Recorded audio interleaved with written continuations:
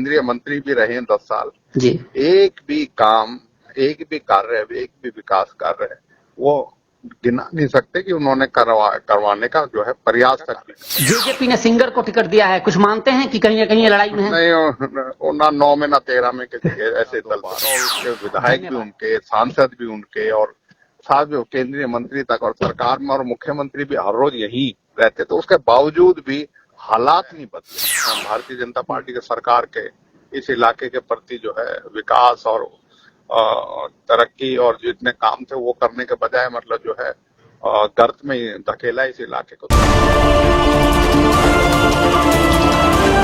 मंत्री जी प्रणाम, सुशील बोल रहा हूँ, पत्रकार। कैसे हैं? ठीक है। अच्छा, मैं फोन पे चाह रहा था आपसे कुछ बात करना, जिसका अगर आपकी इजाजत होगी तो मैं उसको इस्तेमाल भी कर लूंगा अपनी खबरों में। इजाजत है? हाँ जी। मंत्री जी, पहला सवाल ये है कि टिकट के रेस में कई लोग चल रहे हैं, इस बार का क्या कुछ समीकरण बन रहा है गुड़गांव लोकसभा को लेकर? अब तो जो भी चीज है सारा आकलन करके सब नेताओं के सारे जिनकी जिम्मेवारी कमेटी की, सब कमेटी की, उन्होंने अब करके अपनी रिपोर्ट दे दी है। अब तो राष्ट्रीय अध्यक्ष जो भी पार्टी के हित में फैसला होगा वो आ जाएगा। उम्मीद तो यही है। नूह के विधायक होने के नाते, मेवात के सबसे कद्दावर नेता होने के नाते, इस बार लोकसभा चुनाव में क्या वजह मान रहे हैं कि मेवात पिछली बार जिस तरह से 80 या 85% था, इस बार एक तरफा होगा कांग्रेस के लिए, आपके लिए?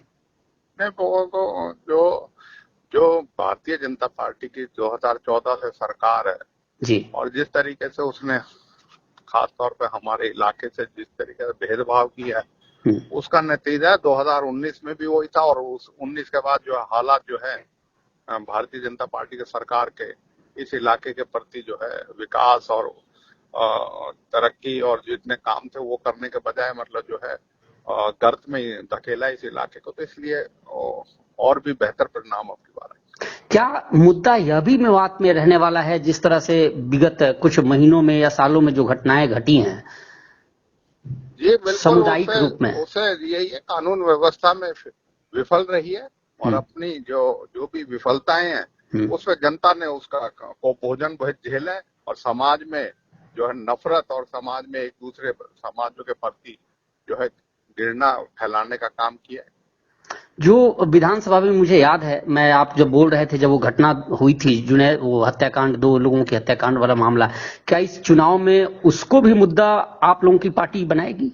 नहीं, वो मुद्दा है। हरियाणा में जो मुद्दे हैं व्यापक तौर पे हमारे इलाके के अलावा मतलब सबसे बढ़ती हुई बेरोजगारी, बढ़ती हुई महंगाई और कानून व्यवस्था का बिल्कुल जनाजा जैसा निकला है और किस तरीके से सरकार अपना दायित्व ना निभा के विकास देने के बजाय विनाश कर रही है, आपस में नफरत की, धर्म की, जाति की जो है राजनीति करने का काम कर रही है। तो ये सारे मुद्दे जो है वो उसमें इस चुनाव में रहने वाले हैं। भारतीय जनता पार्टी, राव इंद्रजीत कहते हैं कि मेवात में इस बार पिछली बार से ज्यादा वोट आएंगे, पिछली बार से ज्यादा बड़ी जीत होगी, इसको किस रूप में देखते हैं? ऐसा है जी, 15 साल हो गए उन्हें प्रतिनिधित्व करते गए जी। अपने जो है केंद्रीय मंत्री भी रहे हैं 10 साल। जी। एक भी काम, एक भी कार्य, एक भी विकास कार्य वो गिना नहीं सकते कि उन्होंने करवाने का जो है प्रयास तक भी किया है।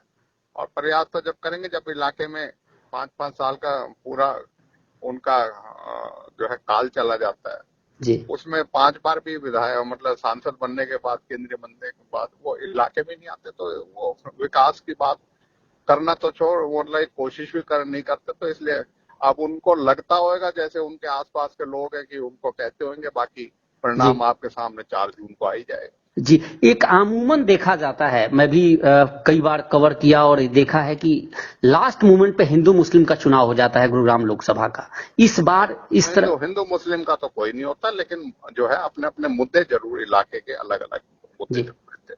अच्छा, नॉन मुस्लिम बेल्ट में कांग्रेस जिस तरह से, किस तरह से प्रभावी रहेगी इस चुनाव में? या मैं गुरुग्राम लोकसभा का जिक्र कर रहा हूँ। वो तो अब आज के दिन मैं कहता हम ज्यादा दुखी हैं और इलाके के लोग वो कम दुखी हैं, दुखी सारे हैं और इसलिए सब जगह आपको उसका प्रभाव मिलेगा।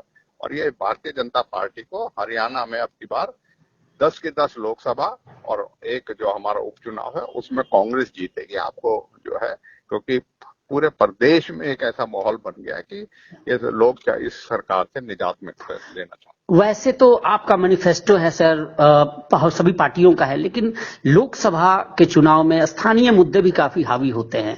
अगर मैं गुरुग्राम लोकसभा की बात करें, जैसा कि आपने मेवात के बारे में बताया कि जिस तरह से भेदभाव नफरत की जो चीजें हुई हैं वो बड़ा मुद्दा, कानून व्यवस्था बड़ा मुद्दा रहने वाला है। ओवरऑल गुरुग्राम लोकसभा की बात करें तो यहाँ कौन से ऐसे मुद्दे हैं जो सबसे ज्यादा हावी और प्रभावी होंगे और कांग्रेस उसके दम पे दाव लगाएगी? मैं यही है कि 10 साल के शासनकाल में गुड़गांव एक बुलंदियां छू रही थी और देश दुनिया में एक अपने जो है एक मुकाम हासिल कर रही थी। लेकिन आप देख सकते हो जी। चाहे वो यहाँ की जो व्यवस्थाएं हैं उनकी, सड़कों की बात कर ले, चाहे इंफ्रास्ट्रक्चर की बात कर ले, थोड़ा बरसात होते ही गुड़गांव को डुबोने का काम किया इन्होंने। नए नए फ्लाईओवर बन जाते हैं, वो जबी उनका मतलब अभी चलने का लायक भी नहीं होता, अभी वो नए नए होके वो टूट जाते हैं।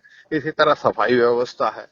तो जो ये सरकार को मैंडेट मिला 2 बार और उसके विधायक भी उनके, सांसद भी उनके और साथ जो केंद्रीय मंत्री तक और सरकार में और मुख्यमंत्री भी हर रोज यही रहते, तो उसके बावजूद भी हालात नहीं बदले। और मैं कह सकता हूं कि बहुत मतलब जो है स्थानीय मुद्दे जो जितने भी थे विकास के सारे गौन होते चले गए और इन्होंने जो है उनको पर तरफ काम करने के बजाय उनको जो है उपेक्षित किया। यही पूरे लोकसभा। लास्ट सवाल मैं एक जानना चाह रहा था, आप उपनेता भी हैं, क्या आप मानते हैं कि जिस तरह से कांग्रेस में आपसी जो खींचतान देखी जा रही है, इसी वजह से टिकट भी डिले हो रहा है, तो इसका असर कहीं ना कहीं चुनाव पे पड़ेगा?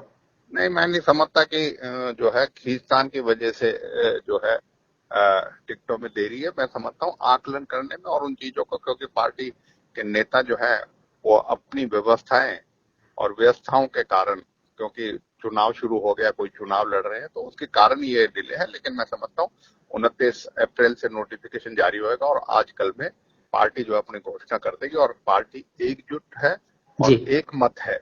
और एक मत यही है कि हरियाणा की जनता को, चाहे वो केंद्र सरकार है चाहे राज्य सरकार है। चलिए, आपकी अगर सांसद यहाँ से जीतते हैं तो मेवात के लिए, चूंकि क्या कुछ खास प्लान है कि मेवात के लिए आप लोग करोगे? मेवात के लिए कांग्रेस ने जैसे एक रेल का हमने कहा था, रेल की बात थी और विकास के जो पहिया जो चल रहा था, चाहे शिक्षा की बात हो, चाहे स्वास्थ्य की बात हो, चाहे सिंचाई के पानी की बात हो, चाहे अन्य जितने भी जो परियोजना समय में चल रही थी उनको प्राथमिकता से करेंगे। और जो विकास की डगर 2014 से पहले चाहे मेवात था चाहे गुड़गांव था जो चल रहा था, उसको फिर से जो है शुरू करने का कार्य है। जेजेपी ने सिंगर को टिकट दिया है, कुछ मानते हैं कि कहीं ना कहीं लड़ाई में है? नहीं, ना 9 में ना 13 में किसी ऐसे दल तो किसी। धन्यवाद मंत्री जी, बहुत बहुत धन्यवाद आपका।